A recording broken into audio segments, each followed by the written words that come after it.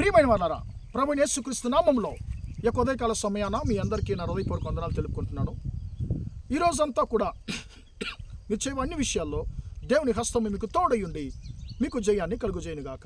ప్రియమైన దేవుని బిడ్డలారా, పాత నిబంధనలో ప్రభువైన యేసుక్రీస్తు యొక్క శిలువ మరణము అనేటువంటి అంశం మీద మనము గత 3 రోజులుగా దేవుని యొక్క వాక్యాన్ని ధ్యానించుకుంటూ వచ్చామండి. ఈరోజు మనము మరొక అంశం మీద మనం దేవుని యొక్క శిలువ మరణాన్ని గురించి మనం ధ్యానించుకోబోతున్నాము. ఈ పాత నిబంధన పండుగలలో, యెహోవా పండుగలలో ప్రభువైన యేసుక్రీస్తు యొక్క శిలువ మరణము అనేటువంటి అంశం మీద మనం ఈరోజు దేవుని యొక్క వాక్యాన్ని మనము ధ్యానించుకోబోతున్నామండి. దీని గురించి ప్రియమైన దేవుని బిడ్డలారా, మనము దేవుడైన యెహోవా 7 పండుగలను ప్రతి సంవత్సరం యూదులు పాటించాలి అని దేవుడైన యెహోవా ఆజ్ఞాపిస్తున్నాడు. ఆ 7 పండుగలలో 4 పండుగలు ప్రభువైన యేసుక్రీస్తు యొక్క మరణాన్ని మనకు తెలియజేస్తున్నాయండి. మొట్టమొదటిగా పాస్కా పండుగ, రెండోది ప్రియమైన దేవుని బిడ్డలారా పులియని రొట్టెల పండుగ, మూడోది మొదటి ఫలము పండుగ, నాలుగోదిగా పాప పరిష్కార పండుగ. ఈ 4 పండుగలు ప్రభువైన యేసుక్రీస్తు యొక్క మరణాన్ని గురించి మనకి తెలియజేస్తున్నాయి. ప్రియమైన దేవుని బిడ్డలారా, ఈరోజు మనము పాస్కా పండుగ అనేటువంటి అంశంలో పాస్కా పండుగకు ముందుగా యూదులు ఎలాగ వారు తాము సిద్ధపరచుకుంటారు అనేటువంటి 2 విషయాల గురించి ఈరోజు మనము ధ్యానించుకోబోతున్నామండి.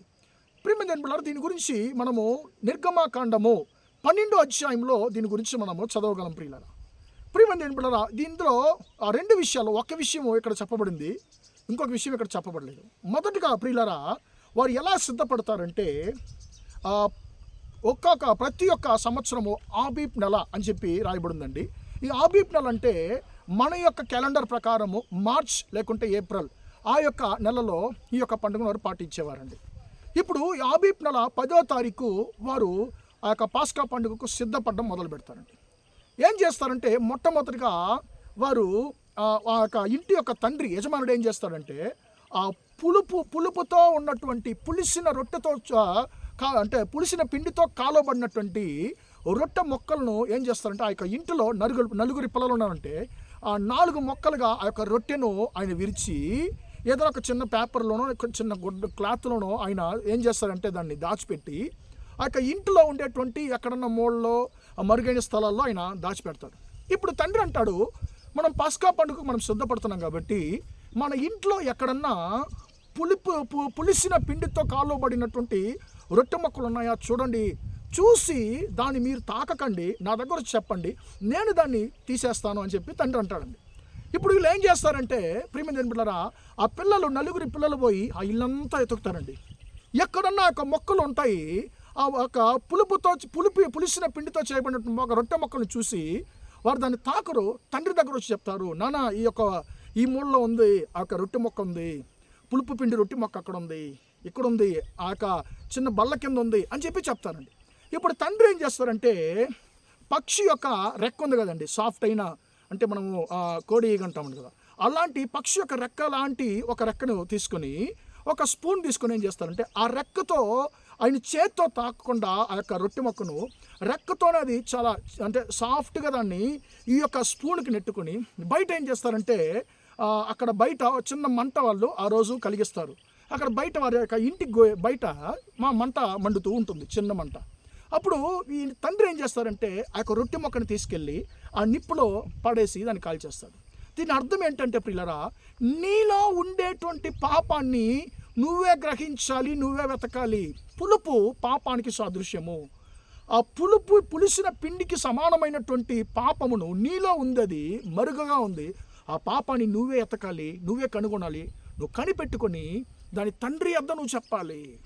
తండ్రి ఏం చేస్తారంటే ఆ పాపాన్ని నీకు ఏ యొక్క పెద్ద పనిష్మెంట్, శిక్ష ఇవ్వకుండా ఆయన ఏం చేస్తారంటే ఎవరి ముందర నీ యొక్క పాపాన్ని బహిరంగపరిచి నిన్ను అవమానపాలు చేయకుండా రహస్యంగా పాపాన్ని ఆయన చిన్నగా తీసి ఏం చేస్తారంటే నిత్యాగ్నిలో దాన్ని దహించేస్తాడు అనేటువంటి అర్థముతో ఈ యొక్క ప్రిపరేషన్, ఈ యొక్క సిద్ధపాటును వారు పాటిస్తూ ఉన్నారండి.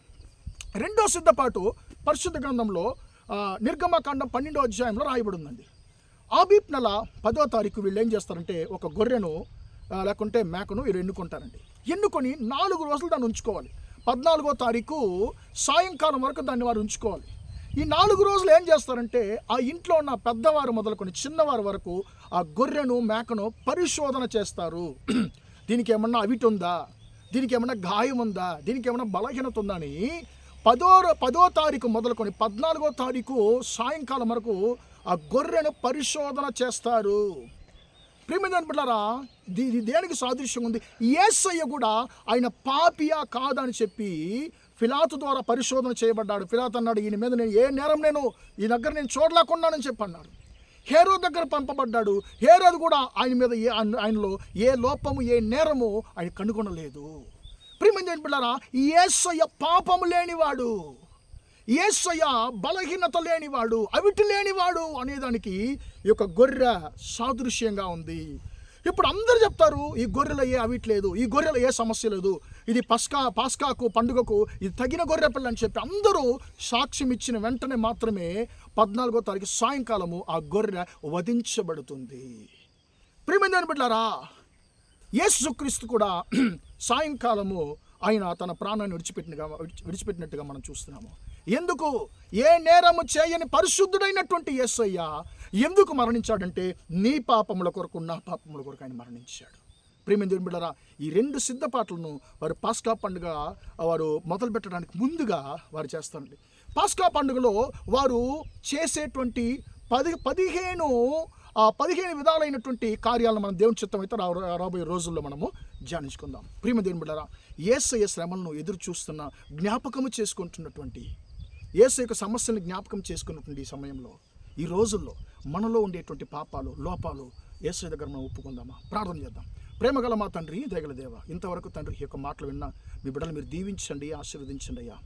తండ్రి స్తోత్రం. మా యొక్క పాపములు తండ్రి మేము నీ దగ్గర ఒప్పుకున్నప్పుడు అయ్యా వాటిని నిరంతరంగా నువ్వు తొలగించేటువంటి దేవుడై ఉన్నావు అయ్యా. స్తోత్రం. ఏ యొక్క మరక లేని పాపం లేని నీవు మా కొరకు మరణించావు అనేటువంటి తండ్రి సందేశాన్ని నేర్చుకున్నాం. నీకు స్తోత్రం అయ్యా. తండ్రి నీకు ఇష్టం లేనటువంటి తండ్రి ఆ యొక్క పులుపు సమానమైనటువంటి పాప క్రియలు మాలో ఉంటే తండ్రి వాటిని తొలగించమని ప్రార్థిస్తున్నాం. ఈ యొక్క మాటలు వింటున్న ప్రతి ఒక్కరికి కృపను దయచేయమని యేసయ్య నామములో ప్రార్థించి అడిగి వేడుకొంటున్నాను తండ్రి. ఆమేన్, ఆమేన్. ప్రియమైన వాళ్ళారా, దేవుడు దీవించి ఆశీర్వదించిన గాక. Praise the Lord, praise the lord.